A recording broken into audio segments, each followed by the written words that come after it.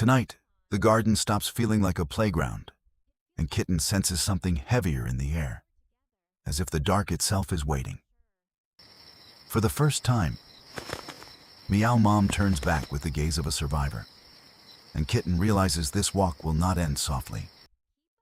Kitten follows on trembling paws, crushing dry leaves so loudly that each step feels like a confession the whole garden can hear. Ahead of him, the grass sways without warning, and the shadows seem alive there, breathing around small stones, roots, and sleeping flowers. Then Meow Mom freezes, lowers her body, and fixes her eyes on something unseen, teaching Kitten that stillness can strike harder than speed. In that suspended breath, Kitten understands the night has changed, and growing up may mean learning before fear decides everything for him. Only moments ago, the yard corner felt small, warm, and known, but now even the path beyond it seems ancient and enormous.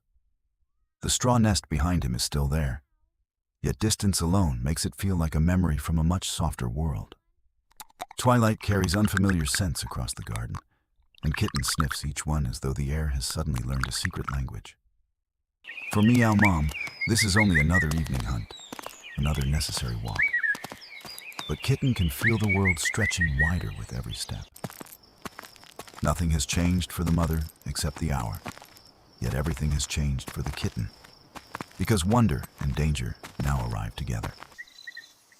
Each blade of grass leans like a hiding creature, and Kitten stares so hard that the ordinary garden begins to feel haunted. When dry leaves scrape under his paw, Kitten flinches immediately, because the sound resembles approaching footsteps more than anything a kitten should trust. Even the insects seem impossible tonight, their tiny bodies flickering and buzzing like strange visitors from a colder planet Kitten has never imagined.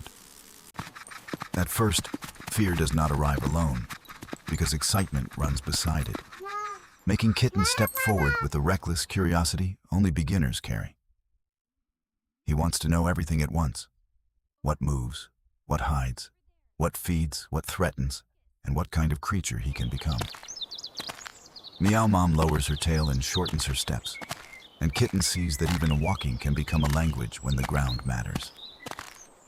Trying to belong beside her, Kitten copies the slow rhythm exactly, placing each paw with care, though his body still vibrates underneath.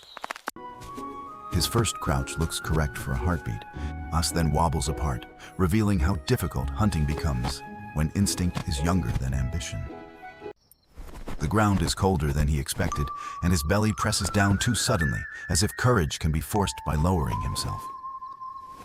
Meow Mom pauses with her ears lifted, listening to something invisible, and Kitten learns that hunting begins long before the chase ever does.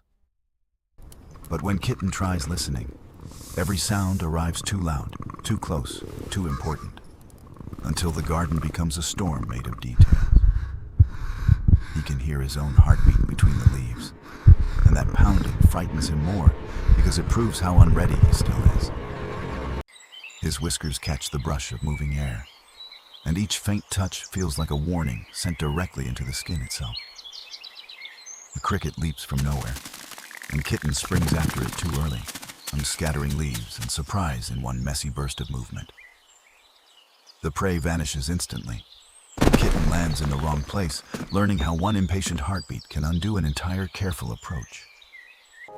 For a second, he pretends the mistake was nothing, but the silence afterward feels louder than any crash he just made there. Embarrassment heats his small body, because failing in front of Meow Mom hurts differently from ordinary fear, sharper and much more personal tonight. He looks toward her carefully, afraid her face will confirm what he already fears, that he is clumsy, noisy, and not ready. But Meow Mom does not punish the failure. She only watches, calm enough to make Kitten wonder whether mistakes are expected here tonight. That silence becomes permission to try again, and Kitten gathers himself, when choosing smaller steps, as though carefulness might finally make sense here. He studies the roll of Meow Mom's shoulders and the measured placing of her paws, realizing skill is hidden inside motions that look simple. When he copies the movement, loose dirt slips under his back paws, and the sudden skid ruins the shape he tried holding. A beetle disappears beneath a stone before he can correct himself, leaving Kitten to stare at the empty place like judgment itself. Failure feels heavier the second time, because now he knows effort alone is not enough to make the world yield yet tonight. Kitten begins to fear that Meow Mom is measuring him against some invisible standard, and that every mistake pushes him farther from it. Yet the mother keeps moving without anger, never hurrying him, never rescuing his pride, as if patience is part of the lesson too. Kitten slowly understands that Meow Mom is not teaching through comfort or commands, but through presence, repetition, and the space to fail safely. So he starts watching different things. The angle of her ears, the pauses between breaths, the moments she decides not to move. Those pauses confuse him at first, because chasing seems natural, but waiting demands a kind of strength that looks almost invisible outside. Meow Mom hunts with her whole body listening, and Kitten realizes her stillness is not emptiness at all, but attention held perfectly there. For the kitten, staying still becomes harder than running, because motion feels safer than the frightening possibility of being noticed first tonight. Then the wind shifts across the yard, bending the scent away, and Meow Mom quietly changes direction without wasting even one step there. Kitten copies her a moment late, and that delay teaches him how fast opportunity can vanish when senses and body do not agree. The broken scent trail leaves him confused, staring at nothing until he understands that hunting is also following what cannot be seen.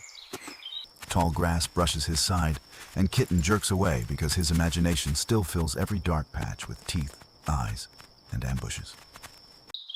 Meow Mom answers that panic with only a brief glance, not a rescue, and somehow that restraint tells Kitten he can stay here. He steadies his breathing by copying hers, learning that courage sometimes begins as imitation before it becomes something truly his inside tonight. A firefly floats close enough to swat, and Kitten nearly breaks formation. But this time he remembers that not everything moving matters. That tiny decision feels important, because for the first time Kitten chooses restraint himself instead of being stopped by failure or fear. Soon, a softer rustle comes from beneath the ivy, and Meow Mom lowers herself again with a focus so sharp it quiets everything. Kitten lowers too, though his legs tremble, because now the fear feels narrower, less like a monster and more like a test. Something small shifts under the leaves, and Kitten holds himself there, discovering that waiting while frightened may be the bravest thing yet. Then the mouse bursts free, and instinct shoves Kitten forward before judgment arrives, turning his careful crouch into another clumsy explosion there. He lands hard, nose in the dirt, while the prey vanishes between roots, leaving only the taste of soil and humiliation afterward.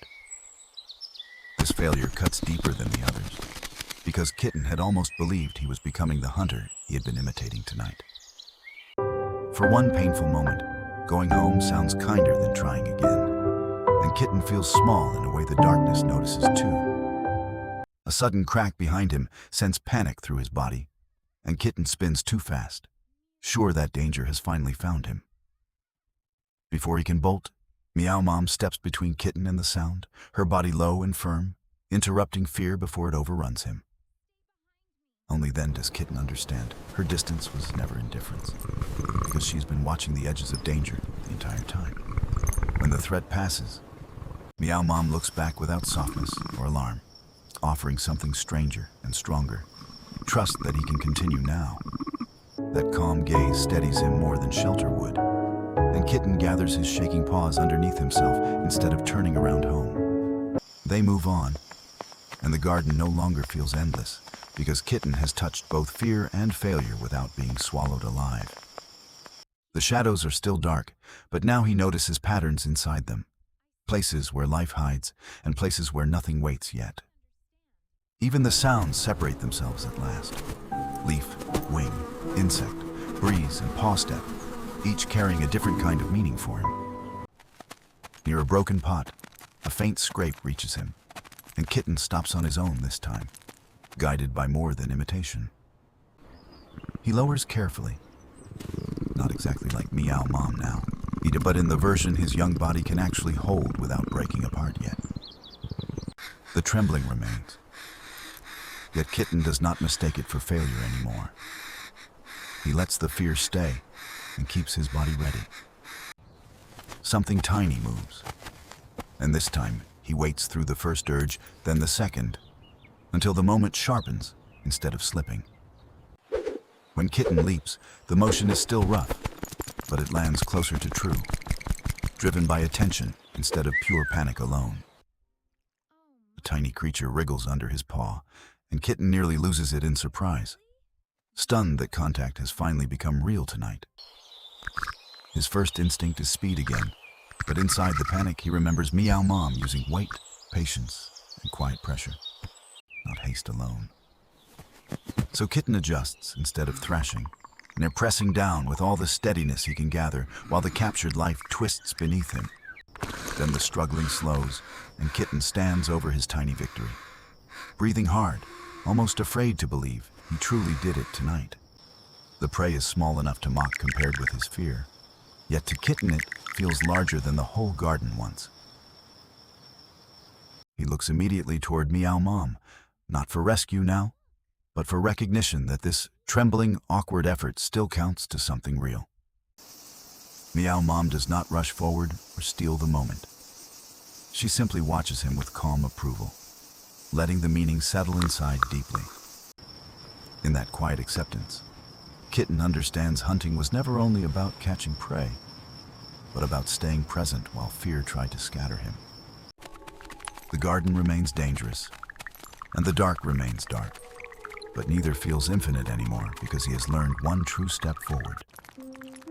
Growing up, Kitten sees now is not the disappearance of fear, but the decision to keep moving while the heart still shakes.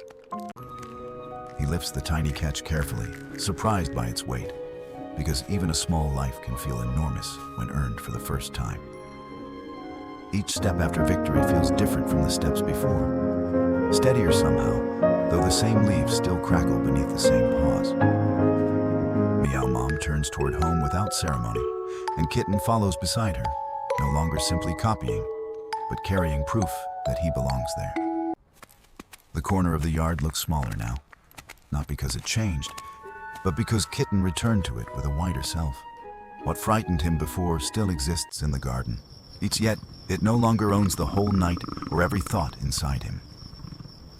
He remembers the stumbles, the misses, the shame, and sees them differently now, as steps that taught his body where to listen. Meow Mom never promised the world would be gentle, but her patience showed Kitten that learning can happen inside danger without losing love. That is why the smallest catch can feel like a triumph, because it carries more than food. It carries a new kind of self. Under the fading light, Kitten walks on with his heart still trembling, and finally understands that bravery does not require complete calm. He is still afraid, still small, still learning. Yet tonight, Kitten keeps going anyway, and that is the first shape of growing up.